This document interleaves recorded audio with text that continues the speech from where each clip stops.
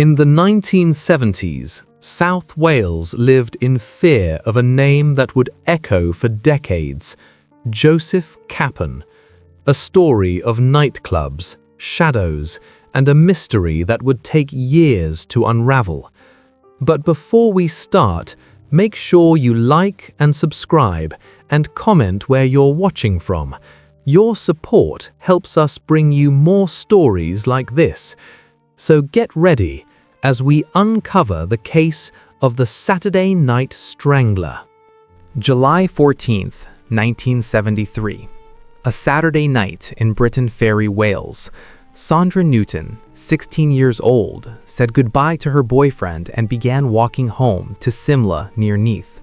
She had spent the evening with him. It was a warm summer night. The walk was short. She had made the journey many times before. Sandra never arrived home. Her family reported her missing. Police began searching the area. 3 days later, on July 17th, her body was discovered in a culvert near a coal mine at Tonwar, about 4 miles from Landarcy. She had been raped. She had been beaten over the head. She had been strangled with her own skirt. Her body had been dumped in the ditch with little effort to hide it. Sandra Newton was 16 years old. She became the first victim of a killer who would terrorize South Wales for months. The investigation began immediately. Police questioned Sandra's boyfriend. He had been with her that evening. He became the prime suspect. He maintained his innocence. No charges were ever brought against him. Detectives had no forensic evidence linking him to the crime. They had no witnesses. They had no leads. The case remained active, but the trail went cold. 2 months later, on Saturday, September 15, 1973, 2 more 16-year-old girls went out for the night. Geraldine Hughes and Pauline Floyd were best friends. They both worked together at a factory. They decided to go dancing at the Top Rank nightclub in Swansea. It was a popular spot. Young people from across the area came to dance, socialize, enjoy Saturday nights. The club closed at 1 in the morning. Geraldine and Pauline left together. They needed to get home to the neighboring villages of Landarcy and Skewen, about 7 miles away. Public transport had stopped running. They did what many young people did in those days. They hitchhiked. A witness named Philip O'Connor saw them standing at a bus stop near the club, sheltering from the rain. He watched as a white Austin 1100 swerved to the side of the road and pulled up alongside them. Moments later, both girls climbed in. O'Connor saw the driver. He described him as a man between 30 and 35 years old, with bushy hair and a mustache. The car drove away. Geraldine Hughes and Pauline Floyd were never seen alive again. The next morning, Sunday, September 16th, a man named Walter Watkins was taking his usual morning walk through the woods near Landarcy. The area was close to an oil refinery. It was quiet, peaceful. Watkins saw something lying in the wet grass. At first, he thought it was a doll. As he moved closer, he realized it was a girl lying face down. He blew his whistle to alert others. Police arrived quickly. Pauline Floyd lay dead in the grass. A 5-foot rope had been tied around her neck several times. She had been strangled. Her clothing was heavily bloodstained. She had been battered about the head. Her boots sat beside her body. She had been raped. Police searched the surrounding area. About 100 yards away, they found Geraldine Hughes. She was also lying face down. She had also been raped and strangled with rope. Her body showed signs of a violent struggle. It appeared that one of the girls had tried to escape and had run toward the road, but her attacker had caught her and killed her. The spot where Geraldine died was just yards from where her father worked. The discovery of 2 murdered teenage girls sent shockwaves through South Wales. Panic spread. Parents kept their daughters close. Young people stopped hitchhiking. Fear settled over the communities around Swansea, Neath, and Port Talbot. A killer was targeting teenage girls on Saturday nights. He was raping them. He was strangling them. He was dumping their bodies in isolated areas. and police had no idea who he was. Detective Chief Superintendent Ray Allen led the investigation. It became the biggest murder inquiry in Welsh history. More than 150 detectives were assigned to the case. A special incident room was set up at Skewen Police Station. Officers worked all the clock. The white Austin 1100 became the key lead. Witnesses had seen Geraldine and Pauline get into that car. Police began a nationwide check of all vehicles matching that description. At the time, there were more than 11,000 white Austin 1100s registered in Britain. Each owner had to be visited, questioned, and their alibi verified. It was a massive task. By December 1973, over 8,000 cars had been checked. None of the drivers could be linked to the murders. The investigation generated mountains of paperwork. This was before computers. Everything was recorded on a manual card index system and tracked on a wall-sized whiteboard. Information became difficult to manage. Leads piled up faster than they could be followed. Port Talbot Steelworks employed 13,000 men. All of them were considered potential suspects. All of them had to be interviewed. The task was overwhelming. Detectives worked tirelessly, but the sheer volume of information made progress slow.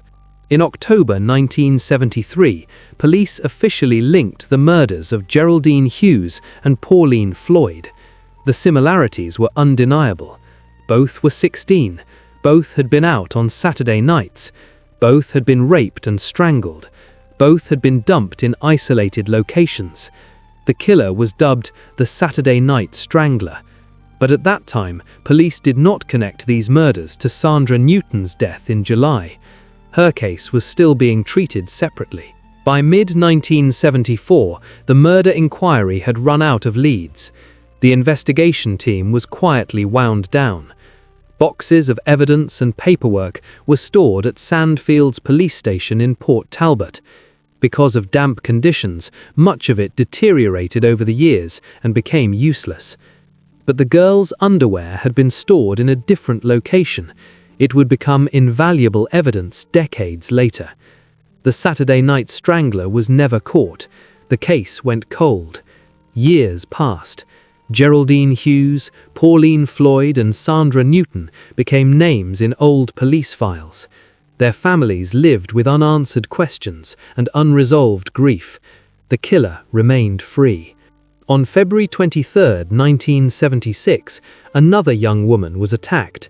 Maureen Mulcahy, 23 years old, was raped and strangled during the night. Her body was found the following morning on wasteland close to the Sandfields estate in Port Talbot. The murder occurred after a Saturday night out. The method was strangulation. The similarities to the Saturday Night Strangler cases were striking. Police suspected the same killer, but without forensic evidence to link the crimes, they could not prove it.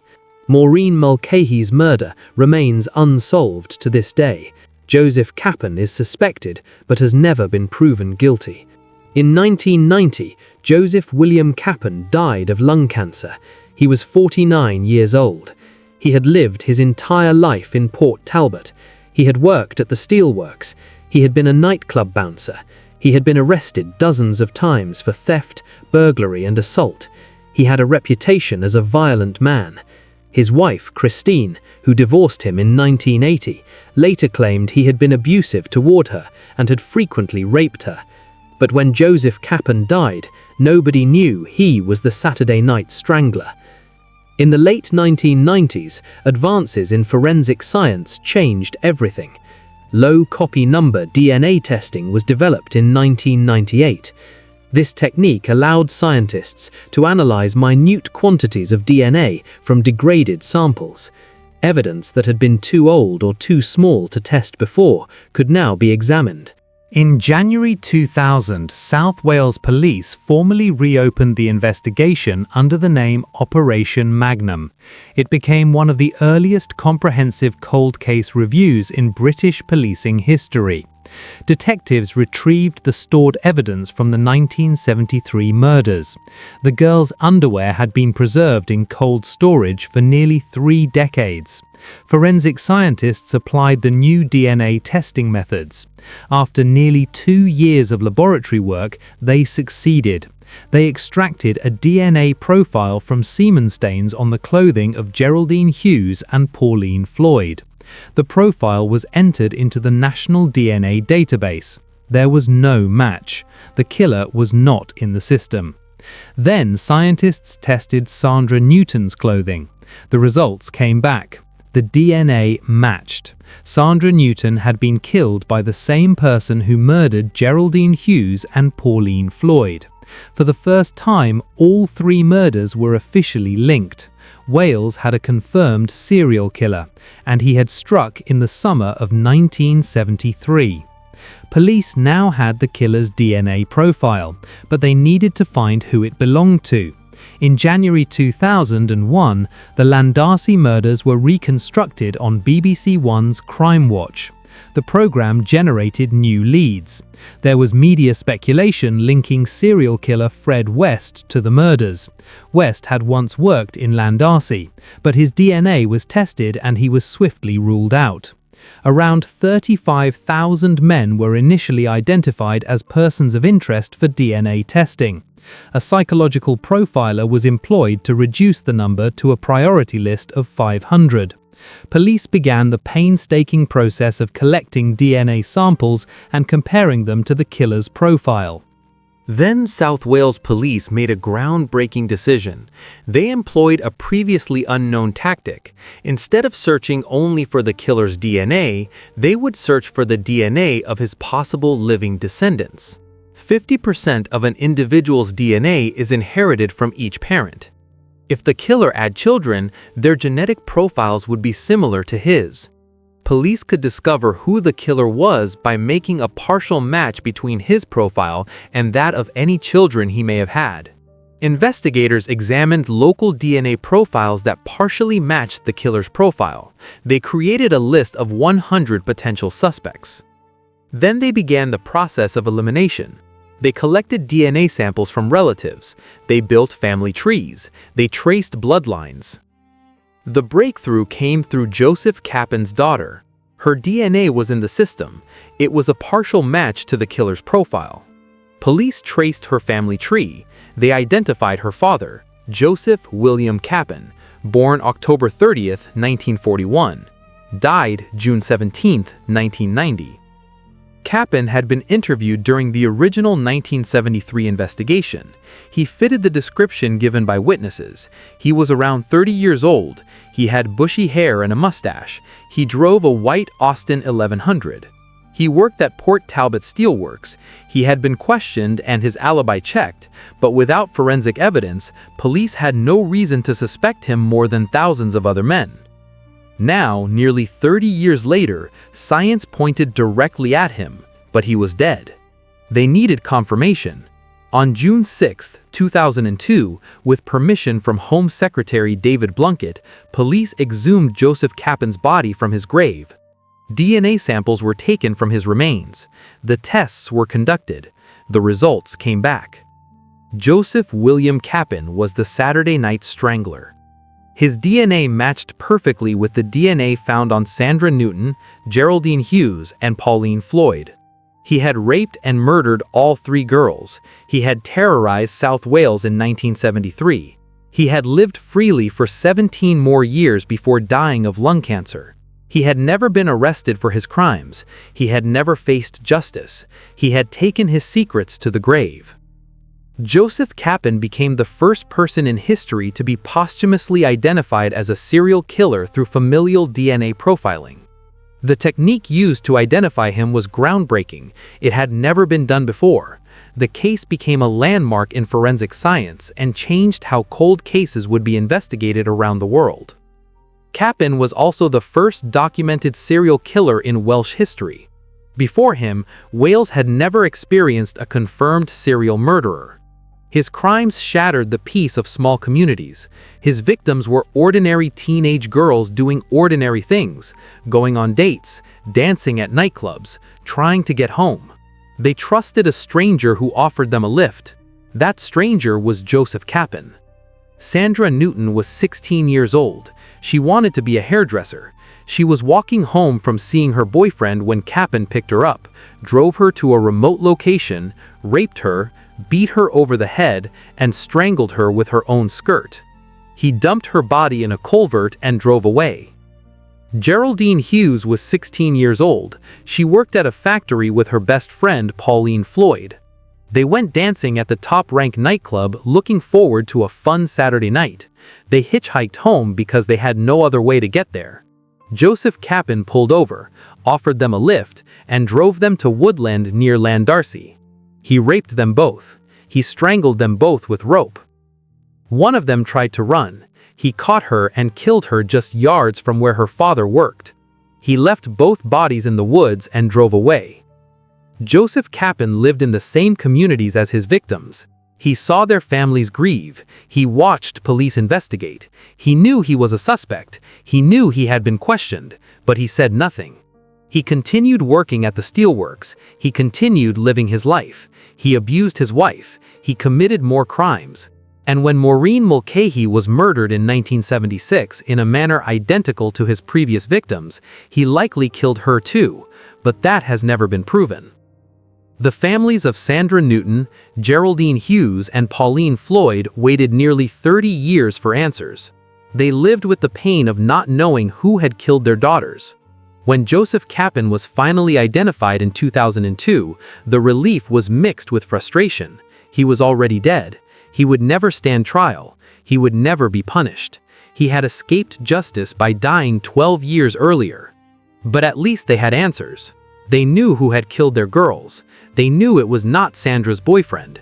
They knew the Saturday Night Strangler had a name, Joseph Kappen, a nightclub bouncer from Port Talbot, a violent criminal who had been known to police since he was 12 years old.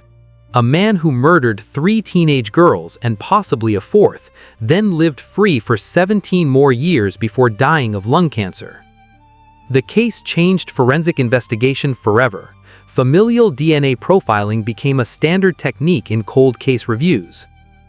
Dozens of unsolved murders around the world have since been solved using the method pioneered in the Joseph Kappen case. Science gave victims' families the answers they deserved. It brought killers to justice even after death. Sandra Newton, Geraldine Hughes, and Pauline Floyd were 16 years old when they died. They had their whole lives ahead of them. Careers, marriages, children, futures, stolen by a predator who saw them as objects. Joseph Kappen took everything from them, and he walked free for 17 years after killing them. The Saturday Night Strangler case remains one of Wales's most significant criminal investigations. It demonstrated the power of persistence, the importance of preserving evidence, and the incredible potential of forensic science. It also exposed the horror of what one man can do and how long he can evade justice. Joseph Kappen murdered at least 3 teenage girls in the summer of 1973. He is suspected of killing a 4th in 1976. He is suspected of committing numerous unsolved rapes. He was a serial killer who died before he could be caught. But science caught him anyway. 30 years too late for justice in a courtroom, but not too late for the truth. Sandra Newton, Geraldine Hughes, Pauline Floyd. 3 names, 3 lives, 3 families destroyed by the Saturday Night Strangler. Joseph William Kappen, Wales's first documented serial killer. A man who murdered, walked free, and was finally exposed by the DNA he left behind.